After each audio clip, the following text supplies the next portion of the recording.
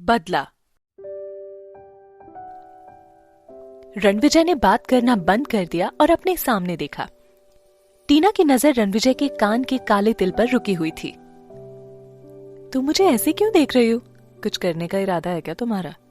टीना ने अपनी घबराहट पे काबू किया। उसने अपना हाथ आगे बढ़ा के रणविजय का हाथ पकड़ा ताकि वो अपनी वासना भरी नजरों को छुपा सके। घर जाने से पहले हम कहीं घूमने चलें?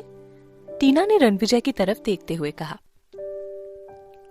टीना के कहने पर वो दोनों सीधा अपने घर की तरफ नहीं गए।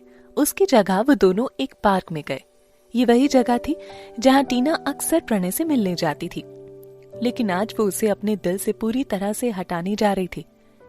इसलिए उसने आखिरी में अपना फोन उठाया और प्रणय को फोन करके कहा, मैं उसी पार्क में हूं जहां हम हमेशा मिला करते थे। अगर तुम्हें मुझसे मिलना है तो तुम यहाँ आ जाओ। ठीक है, मैं अभी आता हूँ। प्रणय तुरंत मान गया। भले ही उसका यूसुफा के साथ अफेयर चल रहा था, लेकिन उसने कभी भी टीना को छोड़ने के बारे में नहीं सोचा था। उसे ऐसी बेवकूफ औरत कहाँ मिलेगी जो उसकी हर बात पर आंख बंद करके यकीन कर लेती है। इसके साथ ही वो प्रणय को अंधा प्यार भी करती थी। टीना ने फोन रखा और अपनी सामने बैठे रणविजय की तरफ देखा।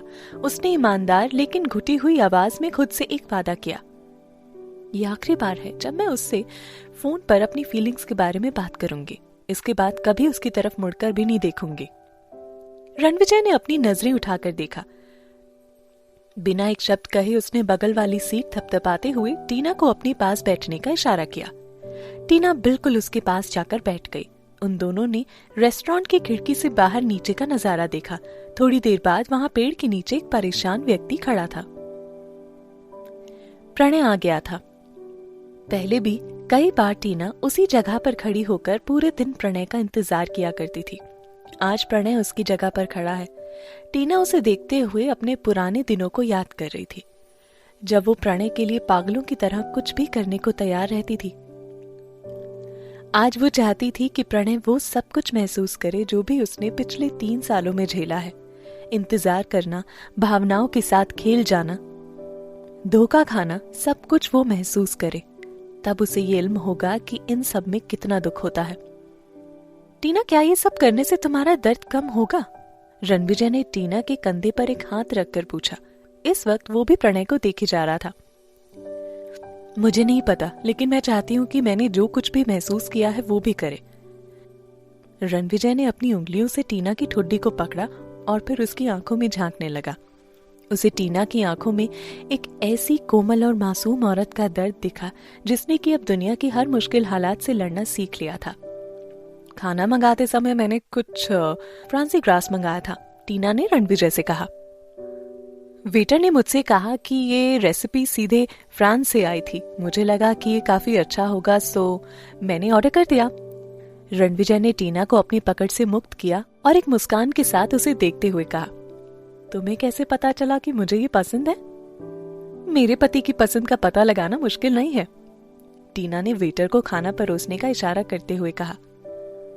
चलो अब बात करते करते खाना भी शुरू करें, रणविजय ने थोड़ी शरारत भरे लफ्जों में कहा। लेकिन मुझे तुमसे बात नहीं करनी, मुझे बस तुम्हें किस करना है। प्रणय नीचे अभी भी वहीं खड़ा था, जबकि ऊपर रेस्टोरेंट में टीना और रणविजय अपने खाने का आनंद ले रहे थे। टीना को रणविजय से अपने काम के बारे में बात करना पसंद नहीं था और रणविजय ये बात अच्छे से समझ रहा था। टीना कमजोर नहीं थी, फिर भी वो रणविजय रावत की पत्नी थी और जब तक वो उसकी पत्नी थी वो ये सुनिश्चित करेगा कि टीना लोगों को डरा के रखेगी, ना कि कोई उसे डराएगा। 1 घंटा बीत चुका था। नीचे प्रणय टीना से मिलने को बेताब था, लेकिन अभी भी उसे इंतजार ही करना था। इतने समय में उसने लगातार टीना को कॉल करने की कोशिश की, लेकिन टीना ने पहले ही फोन पे नोटिफिकेशंस को ऑफ कर दिया था।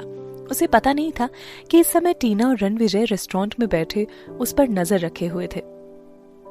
आखिरकार दोनों ने अपना खाना खत्म किया। रणविजय ने एक झलक नीचे देखा और पूछा, क्या तुम अभी भी उससे ऐसे ही वेट करवाओगी या मिलना है उससे? रणविजय ने पूछा। नहीं, मुझे अब घर चलना है, टीना ने उत्तर दिया। रणविजय ने जल्दी से बिल चुकाया, फिर बगल के दरवाजे से दोनों रेस्टोरेंट से बाहर निकल गए। जल्दी ही दोनों टीना के घर पहुंच गए। जैसे ही रणविजय घर के अंदर जाने वाला था, टीना ने उससे 5 मिनट बाहर इंतजार करने के लिए कहा। बस 5 मिनट में टीना ने घर के अंदर जाकर प्रणय से जुड़ी हर चीज को नजरों से हटा दिया। टीना को ज्यादा कुछ नहीं हटाना पड़ा क्योंकि प्रणय यहाँ कभी ज्यादा रहा ही नहीं था। रणविजय, कुछ देर रुको, मुझे ना कुछ चीजें पैक करनी है, टीना ने कहा।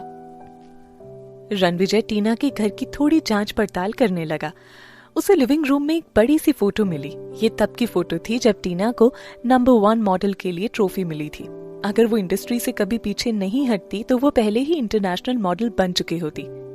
5 मिनट बाद टीना ने अपने बेडरूम से अपनी बाहों में एक टेडी बियर को पकड़े हुए कहा, ये मेरा सारी पसंदीदा चीजों में से ना फेवरेट है।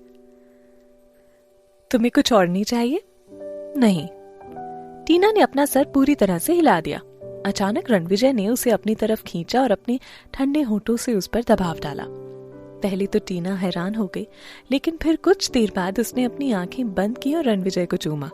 जब तक रणविजय का हाथ अनियंत्रित होकर उसकी स्कर्ट के नीचे पहुंचा, दोनों अचानक से रुक गए। चलो बाकी चीजें हम बात के लिए छोड़ देते हैं। टीना ने रणविजय को अपनी बाहों में समेट लिया। वो अपनी शांत सांसें महसूस कर सकती थी। अब से वो किसी को फिर से चोट नहीं पहुंचाने वाली थी। जो उसका है उसे वो हाथों में कसकर पकड़ के अपने पास रखने वाली थी। वहां पेड़ के पास प्रणय 4 घंटे से इंतजार कर रहा था। वैसे तो वो अभी और काफी देर तक इंतजार करने वाला था, लेकिन फिर उसे यूसुफा का फोन आया। प्रणय, तुम कहाँ हो? मैं तुम्हारे घर पर हूँ, मेरे पेट में बहुत दर्द है। प्रणय, फोटो अभी तक क्यों नहीं हटाई गई? जल्दी हटवाओ इसे, वरना मैं बर्बाद हो जाऊंगी। प्रणय एक झटके में जगा और जल्दी से घर पहुंचा। यूसुफा को अपने दरवाजे के बाहर एक पैर पर दर्दनीय रूप से खड़ी देखकर वो भागकर उसके पास चला गया। मैं तुम्हें और पीजी ग्रुप को बर्बाद नहीं होने दूंगा। प्रणय, मेरे पास सिर्फ तुम हो, प्लीज मुझे और मेरे बच्चे को मत छोड़ना। प्रणय ने यूसुफा को दिलासा दिया और धीरे से उसकी पीठ थपथपाई। दरअसल उस वीडियो की सच्चाई ये थी कि यूसुफा ने अपना संतुलन खो दिया था क्योंकि उसका दाहिना पैर घायल हो गया था और गलती से वो प्रणय की बाहों में गिर गई थी और उसको संभालते में दोनों बिस्तर पर गिर गए थे। जैसा तस्वीरों में दिखाया गया वैसा कुछ था ही नहीं। वो दोनों बिस्तर पर चुंबन नहीं कर रहे थे। वो बस एक एक्सीडेंट था और सब कुछ अनजाने में हुआ था। सबसे जरूरी बात यह है कि ऐसे में प्रणय ने इन सब के पीछे किसी की चाल बताकर टीना को छोड़ना चाहा और लोगों ने इन सब बातों पर विश्वास न करने के लिए भी कहा।